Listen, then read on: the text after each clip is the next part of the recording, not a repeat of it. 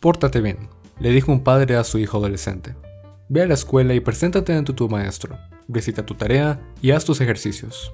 ¿Por qué pierdes el tiempo en la plaza o deambulando por los bulevares? Parecen las palabras de un padre normal a su hijo joven en cualquier ciudad del mundo, donde muchos adolescentes prefieren ir a los centros comerciales y estar con sus amigos, escaparse del colegio y de sus deberes con tal de pasarla bien por ahí. Y eran de verdad las palabras de un padre normal a un hijo joven, pero estas fueron dichas hace unos 4000 años, por un escriba sumerio a su hijo adolescente. Sumeria es el nombre que recibió un antiguo grupo de ciudades y tierras en Mesopotamia, que prosperaron hace miles de años y que, hasta el día de hoy, se siguen considerando la cuna de la actual civilización humana. Y es que, aunque según parece, los sumerios comenzaron viviendo en pequeñas aldeas y villas hace unos 6000 años. Con el tiempo llegaron a construir grandes ciudades, con palacios y templos, plazas públicas y tabernas, mercados y caminos, y tenían una vida urbana bulliciosa y agitada, tal como la vivimos en nuestras ciudades actuales.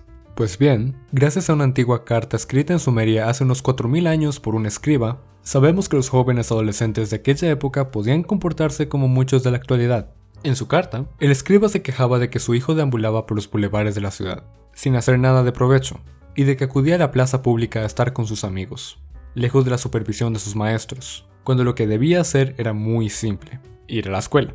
El escriba, o sea, el padre, le insistía a su hijo que él tenía que cumplir con sus asignaciones, repetir su lección frente a su maestro y hacer lo posible por emular el ejemplo de los grandes hombres del pasado. El padre se quejaba de que el hijo no le tenía temor al maestro, de que no lo respetaba y de que no agradecía los privilegios en los que había nacido. Pero lo que más le dolía era que su hijo no apreciara su profesión, la del escriba, que siendo para el padre una de las profesiones más difíciles y de mayor dedicación, era también la más grandiosa, la más maravillosa.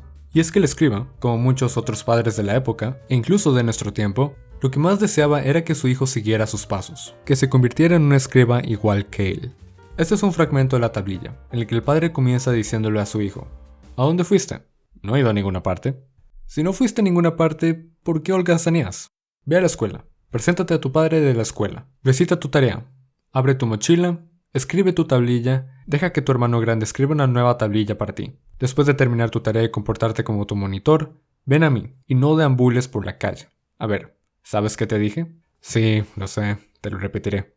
Los escribas eran hombres que trabajaban no solo en el palacio, sino también en los templos, que funcionaban como centros administrativos de la ciudad. Ahí, los escribas tenían la misión de dejar por escrito toda clase de documentos, desde inventarios contables y actas judiciales hasta obras poéticas, literarias y religiosas, e incluso cartas de muchos tipos.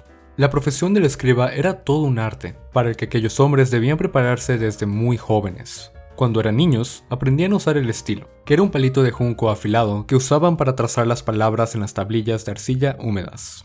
De esta manera, cuando las tablillas se secaban, la escritura quedaba fija, tan fija que hoy, 4000 años después, todavía se pueden leer y estudiar.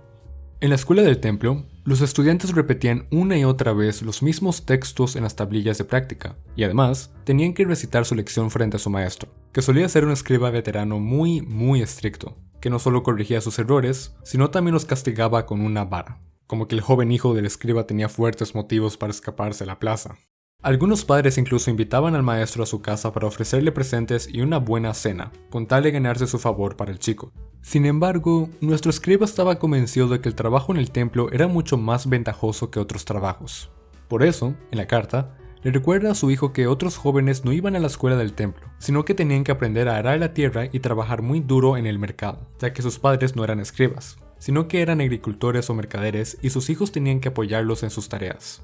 En cambio, el hijo del escriba solo tenía que acudir a la escuela y no tenía más obligaciones, porque su padre jamás le exigía que lo ayudara en los trabajos más duros. Claro que es posible que hubiera padres del mercado o del campo que también tuvieran hijos que se escapaban a la plaza de la ciudad con sus amigos y no cumplían con sus tareas, pero nadie lo dejó por escrito, porque los agricultores y los granjeros de aquel entonces no sabían escribir.